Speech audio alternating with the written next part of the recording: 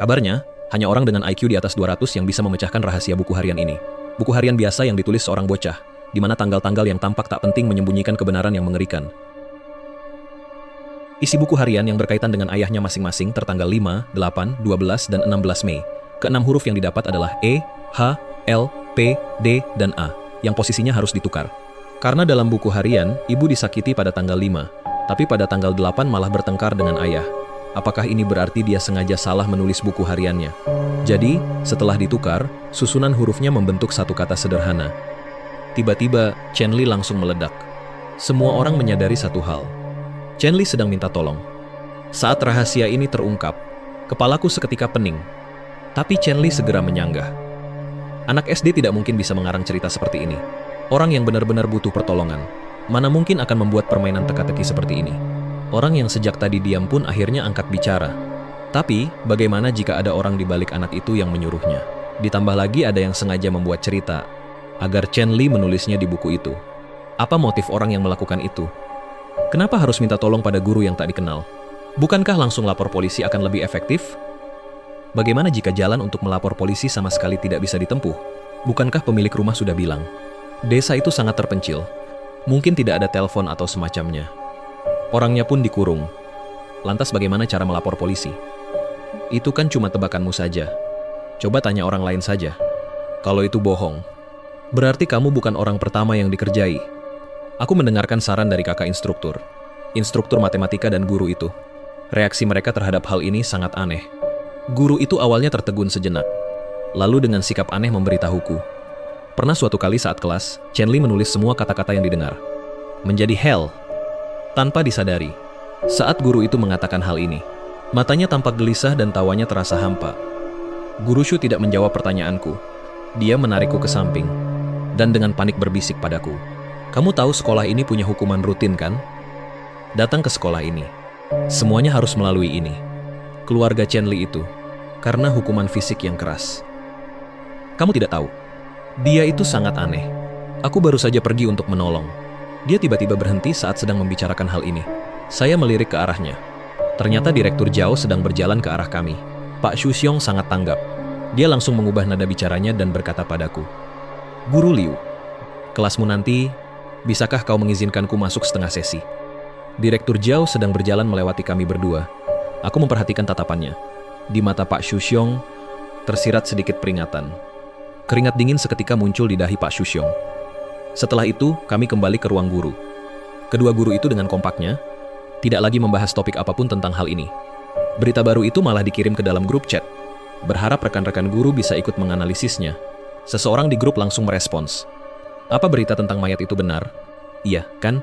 Bukankah si pengunggah sudah bilang bahwa bau busuk itu ada di sana? Itu kan sudah masuk ranah janggal. Betul, betul. Lagi pula, ada bau aneh di ruang logistik. Mereka bilang itu bau mayat ya. Maksudnya bau orang mati? Itu bau busuk. Bau bangkai dan benda lain itu beda. Pasti beda aromanya. Hal-hal tersebut dibuat-buat makin mengerikan oleh orang-orang ini. Beberapa orang sudah tidak tahan lagi. Berhenti mengada-ada. Kalau benar ada, pasti sudah ketahuan sejak lama. Menurutku kalian sama saja dengan warga yang percaya takhayul. Sama saja. Jangan terlalu percaya takhayul. Mungkin saja ada yang jarang mandi kan? Melihat perdebatan mereka yang mulai memanas, seseorang dengan foto profil tikus berkata, Aku menemukan sesuatu yang aneh. Coba lihat buku harian tanggal 16 ini. Bukankah kalimat-kalimat ini sangat kontradiktif? Kenapa mereka marah setelah peristiwa Zuen? Jangan-jangan nenek menemukan sesuatu saat peristiwa Zhu, sehingga dia marah dan mengusir Chen Li dan ayah. Apakah mungkin? Jika ini adalah sebuah kasus pembunuhan, apa itu Gu atau apalah itu? Sebenarnya cuma cerita bohong buat nakut-nakutin anak kecil. Kejadian aslinya, apakah karena takut aku membunuh mama? Lalu barang-barang mama? Piring saya menganggap semua kesadaran sebagai semua. Nenek marah-marah gara-gara itu. Mungkin saja, apakah semua itu kesadaran campuran yang menggerakkan saya? Jangan bilang kalau dia belum pernah mengalaminya. Puluhan kali dengan sesama mereka, grup keluarga ini jadi heboh. Mereka sepertinya sangat yakin dengan teori mereka sendiri dan mulai mencari bukti yang mengada-ada. Situasinya mulai berkembang ke arah yang aneh. Aku buru-buru bilang, bukan begitu? Apa kalian tidak sadar ada poin yang aneh? Kenapa Chenne dan Papa diusir dari rumah oleh nenek, malah pergi ke kampung halaman? Aneh kan? Temanku terdiam. Dia juga merasakan ada yang janggal. Bener, kalau papa membunuh mama, kenapa dia malah pergi ke rumah orang tua mama? Kalau mau melenyapkan bukti, pasti bakal lebih mencolok. Aku langsung sadar. Iya juga ya, orang yang mati itu sebenarnya bukan mama, tapi papa. Nenek marah itu karena menemukan jasad putranya sendiri. Pernah mengeluarkan kekuatan sebenarnya. Jadi dia mengusir Cheney dan mama dari rumah. Mereka pulang ke kampung. Urusan ini jadi masuk akal kan? Bener juga. Coba kalian lihat. Catatan harian tanggal 12 bulan lalu, papa pernah bilang, yang pernah jadi korban itu ada kakek, kakek buyut. Mereka semua laki-laki kan? Tiba-tiba papa menyebut mama, seorang wanita. Sungguh tidak masuk akal. Cheng Li dan Rishu mulai bertengkar lagi. Satu pihak bersikeras dengan takhayulnya. Pihak lain berpendapat ayahlah yang membunuh ibu. Intinya, mereka bertengkar hebat sampai tidak bisa dilerai. Sudahlah, berhenti bertengkar. Wuzu, bukankah kau bilang ada urusan kunjungan rumah? Kenapa tidak kamu kunjungi rumahnya saja?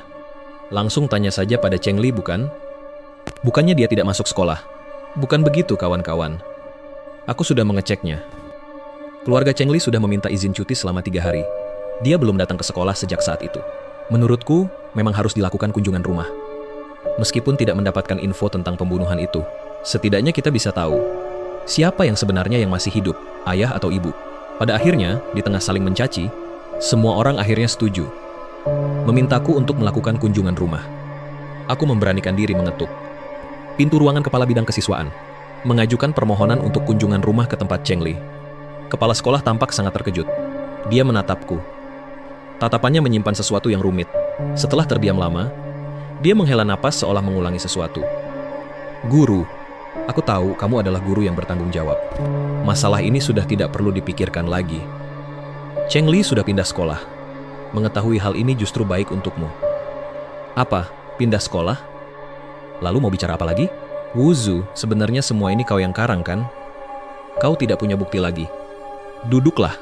Sebenarnya siapa yang datang kemari? Ada orang yang datang mengurus surat kepindahan. Ibunya yang datang mengurus prosedur itu. Jadi yang sebenarnya masih hidup itu ibu. Sungguh sangat hebat dan menakutkan. Kurasa, urutan kejadian yang sebenarnya dalam buku harian itu seharusnya ayah pertama kali mengusulkan tentang persembahan itu. Ibu tidak setuju. Ayah memukuli Cheng Li dan ibu.